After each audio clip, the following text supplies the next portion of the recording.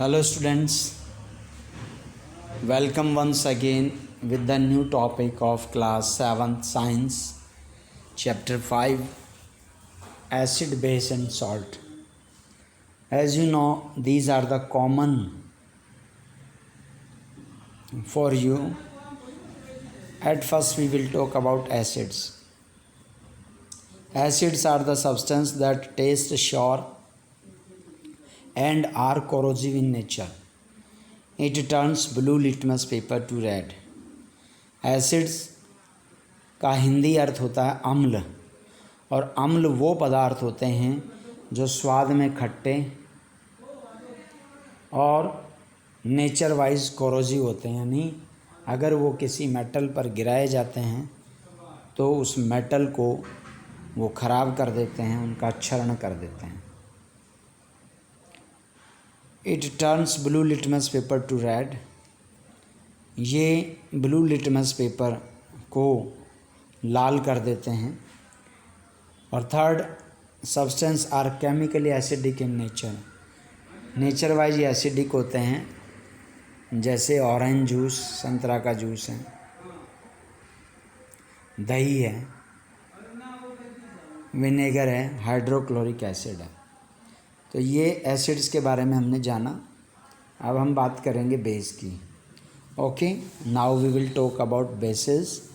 Bases are the substance that in aqueous solution are slippery and bitter in taste. Bases are substance, bases ऐसे substance हैं जो जलीय विलयन के form में अगर टच करें तो काफ़ी स्लिपरी, फिसलनदार होते हैं, और टेस्ट किया जाए तो स्वाद में बिटर होते हैं, कड़वे होते हैं. It turns red litmus paper to blue. ये रेड लिटमस को ब्लू में चेंज कर देते हैं, एसिड से ठीक उल्टा. These substance are chemically basic in nature. ये नेचर वाइज इनकी जो प्रकृति है वो क्षारीय है. एग्जाम्पल के तौर पे हम साबुन, अमोनियम हाइड्रोक्साइड, कैल्शियम हाइड्रोक्साइड को ले सकते हैं. आइए अब हम इनके बारे में विशेष जानकारी जो है वो लेंगे.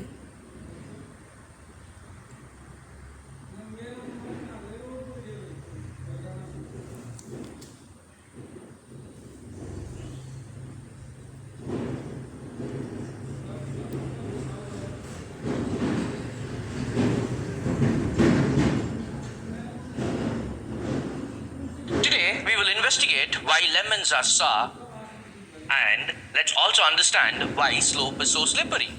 As we do this, we will get into one more quest of humankind, our obsession to classify things. Like you know, chemistry is all about study of matter, and there is so much matter all around us that we will be overwhelmed if we don't classify this matter. Till now in chemistry, you've already classified matter in multiple ways. First, you classified them as elements, mixtures, and compounds. Then you classified mixtures as homogeneous and heterogeneous. On the other hand, compounds were classified as covalent and ionic. Don't forget, we also classified matter as solids, liquids, and gases. Also as suspensions, solutions, and colloids. So, to add on to our obsession of classifying things, we will classify it in one more fashion.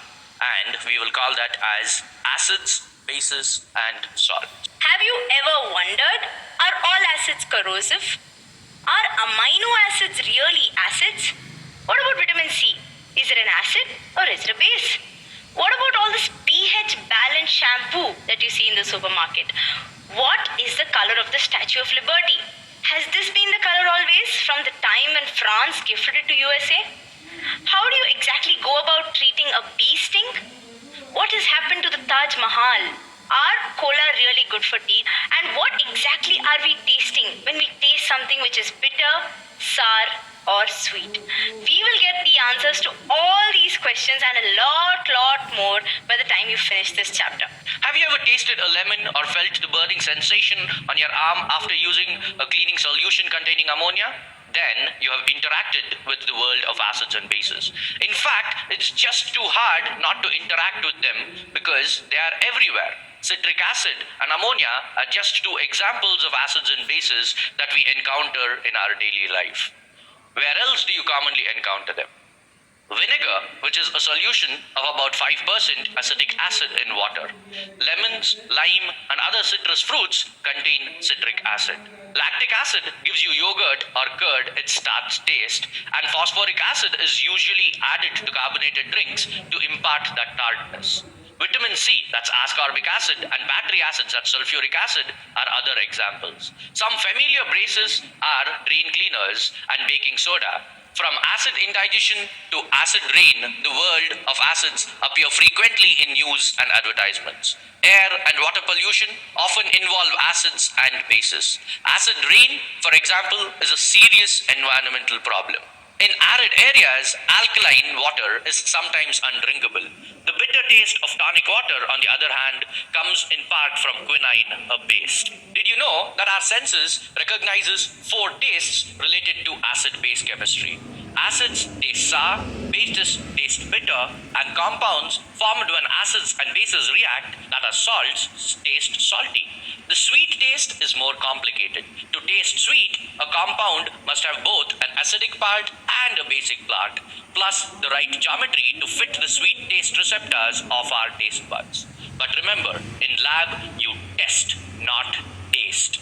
In this chapter, we discuss some of the chemistry of acids and bases. You use them every day. Your body processes them continuously. You will hear and read about them as long as you live. What you learn here can help you gain a better understanding of these important classes of compounds. Acids are used in steel production, metal plating, chemical analysis. They are found in the food we eat.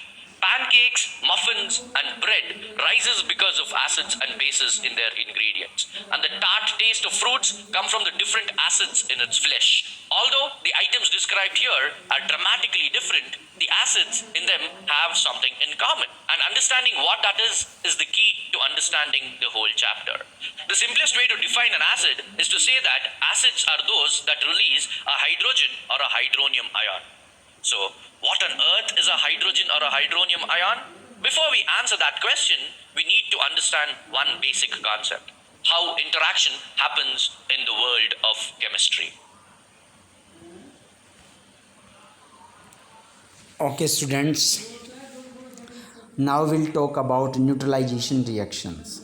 When an acid and base react with each other to form a salt, water, and heat, then such reaction is known as neutralization reaction. जब किसी acid अम्ल को किसी base क्षार को एक दूसरे से मिलाया जाता है तो सॉल्ट लवण बनता है, वाटर पानी बनता है और हीट, और ऐसे रिएक्शंस को हम उदासीनीकरण रिएक्शन कहते हैं, न्यूट्रलाइजेशन कहते हैं. यहाँ एसिड और बेस दोनों मिलके आपस में एक दूसरे को न्यूट्रल कर देते हैं. यहाँ एग्जांपल आप देख सकते हैं, hydrochloric acid HCl and sodium hydroxide NaOH को जब रिएक्शन कराया जाता है तो यहाँ NaCl और वाटर प्रोड्यूस होता है. इसी तरह हम सॉल्ट को पढ़ने का प्रयास करेंगे. अब हम सॉल्ट की तरफ चल रहे हैं. Salts that produce from the neutralization reaction of acids and base. Salt वो प्रोडक्ट होते हैं जो न्यूट्रलाइजेशन रिएक्शन में एसिड और बेस के रिएक्शन करने से बनते हैं. यहाँ पे आप NaCl का फॉर्मेशन देख चुके हैं और यहाँ फिर से आप इसको समझ सकते हैं. HCl react when NaOH then it forms NaCl plus water. Salt can be acidic, basic और neutral in nature. तो सॉल्ट जो है वो एसिडिक भी हो सकते हैं, बेसिक भी हो सकते हैं और न्यूट्रल भी हो सकते हैं प्रकृति में. Visual indicators. Now we talk about the indicator. Indicators are substances which are used to test whether a substance is acidic or basic are called indicators. So these are examples: litmus paper, red litmus paper and blue litmus paper. In acidic solution, red no change, but blue litmus paper turn red in acidic solution. And if we talk about basic solution, red litmus turn blue and blue doesn't change. Now we talk about natural indicators. Plant or plant parts contain useful chemical for use for testing an acidic or basic property of a solution are called natural. It means which are obtained from nature. Such as China rose, turmeric are the good example of natural indicators. Now we talk about litmus paper. Litmus paper. Litmus is a naturally occurring purple indicators which is extracted from lichen. Litmus को जो है वो lichen नाम का एक plant होता है, उससे लिया जाता है. जब इसमें एसिडिक सॉल्यूशन ऐड करते हैं तो ये रेड हो जाता है, और जब इसमें बेसिक सॉल्यूशन करते हैं तो ये ब्लू हो जाता है. इस तरीके से एक स्टेप्स होती है पेपर्स की, उसमें डाला जाता है तो ये उसमें चेंज होता है. अब हम बात करेंगे phenolphthalein. Phenolphthalein is an acid base indicator which is colorless in acidic solution but turn pink to red as the solution alkaline. Phenolphthalein जो एक एसिड बेस का इंडिकेटर्स है, ये ट्रांसपेरेंट कलरलेस होता है, लेकिन ये एसिडिक में तो ट्रांसपेरेंट रहेगा और पिंक से रेड में चेंज हो जाता है जब बेसिक सॉल्यूशन के कांटेक्ट में आता है. ये एक सिंथेटिक इंडिकेटर्स हैं जिसको न्यूट्रलाइजेशन एक्सपेरिमेंट में काम में लेते हैं. Now we talk about olfactory indicators. Olfactory indicators are substance which are whose smell change whether they are mixed with an acidic or basic solution. Example, onion, clove oil and vanilla extracted are example of such indicators. Now we talk about visual indicators. Visual indicators are substance used to show visibility as by a chance in color condition of solution with respect to presence of particular materials as a free acid or base. Common example, litmus, red cabbage, phenolphthalein. So these are visual indicators. So neutralization reactions concept and other use of pH, soil, use of acid and base we will also discuss. So at first, neutralization. Neutralization in daily life during indigestion taking milk of magnesia. Indigestion के दौरान जो हम milk of magnesia लेते हैं gives us relief, वो हमें relief देता है as it neutralize effect of excess acid, जो कि एक्सेस एसिड जब हमारे पेट में बन जाता है तो जिसे हम बाज़ार का प्रोडक्ट जैसे हम जानते हैं इनो, तो इनो में मिल्क ऑफ मैग्नीशिया होता है जिसका फॉर्मूला मैग्नीशियम हाइड्रोक्साइड है, वो हमें तुरंत रिलीफ देता है. जो हमारे पेट में ज़्यादा एसिड बन जाता है उसको न्यूट्रल कर देता है. इसी तरह इफ़ेक्ट ऑफ आंट स्टिंग, चींटी जब काट जाती है, मधुमक्खी, चींटी, तो वो फॉर्मिक एसिड हमारी बॉडी में इंजेक्ट कर देते हैं जिससे जलन होती है और यहाँ पर उसको न्यूट्रलाइज कर दिया जाता है रबिंग करके बेकिंग सोडा से. तो बेकिंग सोडा नेचर में बेसिक है, इसलिए वो एसिड के इफ़ेक्ट को कम कर देता है. To ensure that plants can grow well, soil is treated with the either acid base expanding if it is basic or acidic in nature.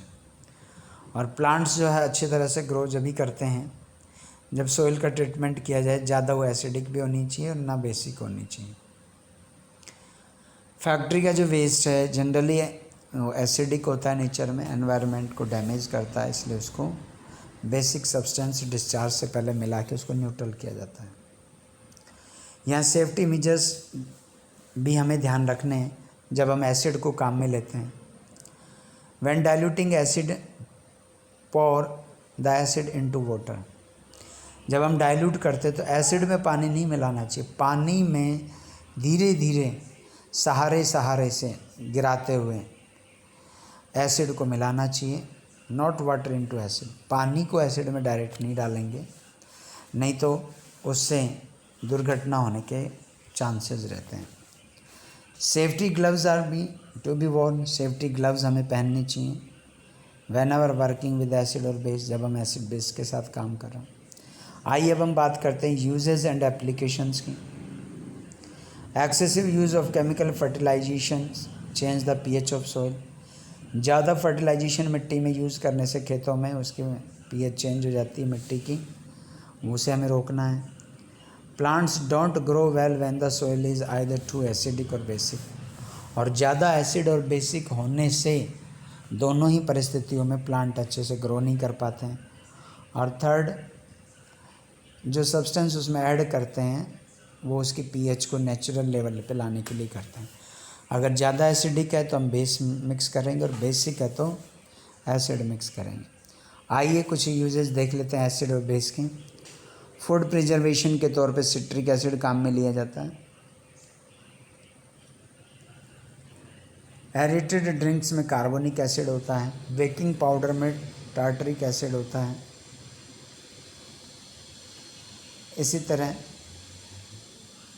Cooking में एसिटिक एसिड विनेगर काम में लेते हैं। मैन्युफैक्चर ऑफ सोप में sodium hydroxide काम में लिया जाता है। ब्लीचिंग पाउडर में कैल्शियम हाइड्रोक्साइड लेते हैं। फॉर्मिंग एजेंट इन एक्सटिंग्विशर में एल्युमिनियम हाइड्रोक्साइड काम में लिया जाता है। तो ये हमने आज एसिड और बेस के बेसिक कंसेप्ट को हमने पढ़ा है बच्चों। आप इसको अच्छे से तैयारी कीजिएगा। वीडियो को पॉज करके नोट्स बनाइए, और जहाँ समझ में नहीं आता है वहाँ पे आप पूछ सकते हैं, डायरेक्ट क्वेश्चन कर सकते हैं, मुझे व्हाट्सएप कर सकते हैं। आपकी सभी समस्याओं का समाधान किया जाएगा। ओके, तो हमने ये सारी चीज़ों को समझ लिया है। आप और वीडियोज़ की मदद से भी इस चैप्टर्स को आसानी से समझ सकते हैं। इसी के साथ हम ये यहाँ पे स्टॉप करते हैं। जय हिंद, जय भारत।